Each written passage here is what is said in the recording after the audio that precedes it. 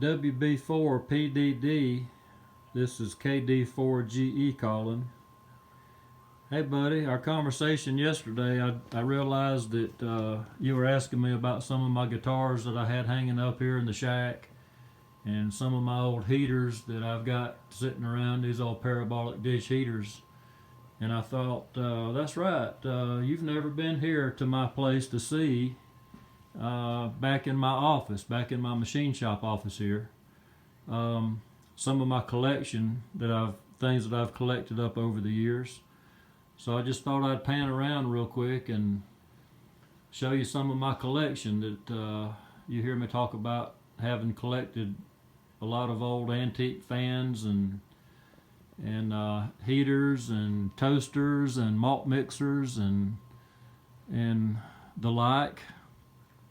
Here's a bunch of old antique fans here, starting on the end down there on that next to the bottom shelf, well, third to the bottom shelf, is a collection of GEs. That's the first 10 years of GE, starting with 1900, going all the way through to this one right here is a 1910,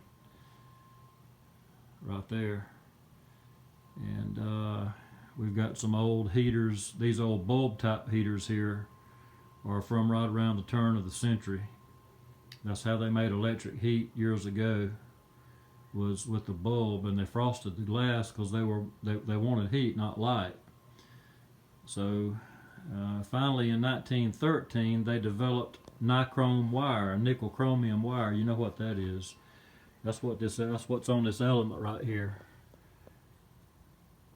That's a nickel chromium alloy that they developed in 1913, and that allowed them to be able to heat up a piece of wire many times and it get hot and cold, hot and cold, hot and cold over a long period of time without fatiguing and breaking.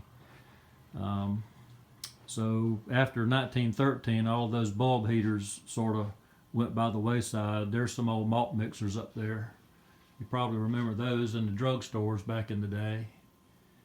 And here I've got an old alcohol powered fan. Well, this was a kerosene one right here, and it's got a Stirling engine back here. You can see the flywheel, you can see the crankshaft there coming around, see the crankshaft and the rod going down in the cylinder. There's a flywheel, and you got another piston back here that goes down in a cylinder. So this thing here runs off of kerosene. This was marketed to people that lived out in the country back in the day and didn't have electricity. There's some old guitars there. Here's a collection. It's probably too dark over there for you to see much about it, but this is a collection of little 6-inch fans. I'll try to get some light on over there. All these are operable and do run. Everything back here in this collection that you see back here in my office is in running condition. There's some old lawn sprinklers over there.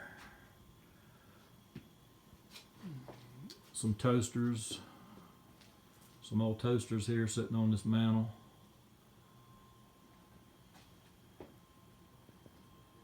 And we're coming on back around. Here's an old cash register. This is a 1914, it's a model 313 National Cash Register. And we've about made the complete circle here and all the way back to the ham shack here again. So that's the shack, buddy. There's the little tour of the shack here, and I usually sit back here in my chair back here and talk to y'all in the morning. So I'll go ahead and cut it. We're a little over 4 minutes. We'll see you on the radio. KD4GE.